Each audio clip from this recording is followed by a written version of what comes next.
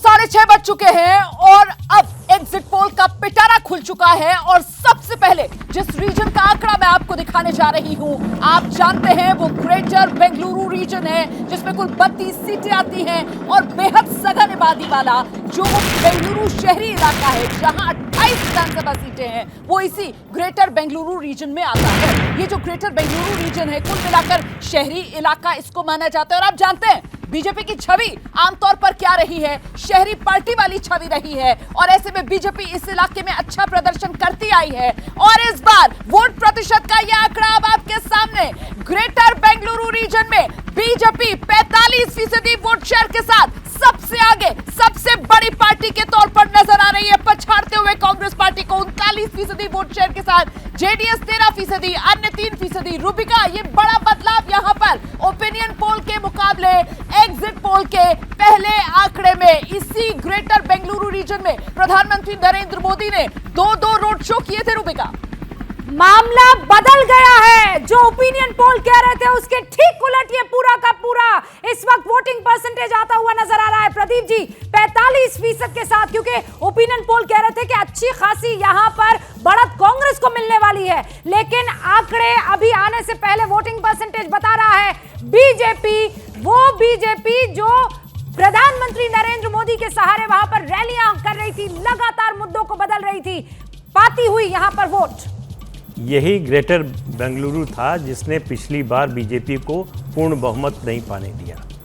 32 में से सिर्फ 11 सीटें मिली थी और बीजेपी के लिए बहुत बड़ा सेटबैक था, क्योंकि बेंगलुरु चूँकि शहरी क्षेत्र है और ये जैसा आपने अभी कहा कि माना जाता है कि बीजेपी शहरी क्षेत्रों में ज़्यादा बेहतर करती है। इस बार बीजेपी ने पूरी जो है अपनी ताकत लगा दी और उसमें योगदान किया सबसे बड़ा प्रधानमंत्री ने। जिस तरह से उन्होंने 2 रोड शो किए, मेरा मानना है कि ये चुनाव जब शुरू हुआ था तब कांग्रेस आगे थी और लग रहा था कि उसकी सरकार बनेगी। वहाँ से प्रधानमंत्री ने अपने कंधे पर यह चुनाव उठाया। क्या वो 113 के आसपास या 104 जो पिछली बार मिली थी वहाँ तक ले जा पाएंगे? ये और आंकड़े आएंगे तो पता चलेगा। लेकिन बेंगलुरु से ऐसा लगता है कि बीजेपी ने कम से कम इस इलाके में अपनी स्थिति को सुधारा है। खालिद, आप क्या कहेंगे? देखिए, अभी हमने नंबर्स नहीं बताए, लेकिन ये वोटिंग परसेंटेज तो कुछ और ही कहानी बयां कर रहा है। देखिए, ये इसमें कोई दो राय नहीं है कि जो हम लोग ओपिनियन पोल्स में दिखा रहे थे उससे ये आंकड़े वोट शेयर के इतर हैं। इनका रिफ्लेक्शन जहां तक मुझे लगता है सीट्स में भी आपको देखने को मिलेगा।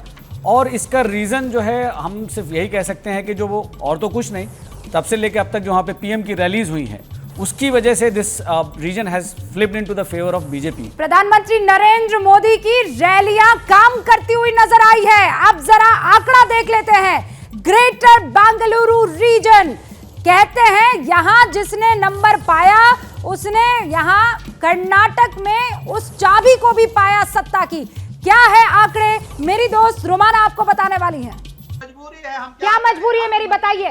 मैं अभी आपको बताती हूँ कि मैंने ओए होए होए होए, नमकीन के चटकारे लेते हुए टकटकी मार के डिबेट शो को पॉज रिपीट कर कर के देख रहे हैं जोगिंदर जी। इनकी तरह आप भी देखें अपनी फेवरेट डिबेट्स को रिपीट कर और डाउनलोड कीजिए एबीपी लाइव ऐप अपने स्मार्ट टीवी पर।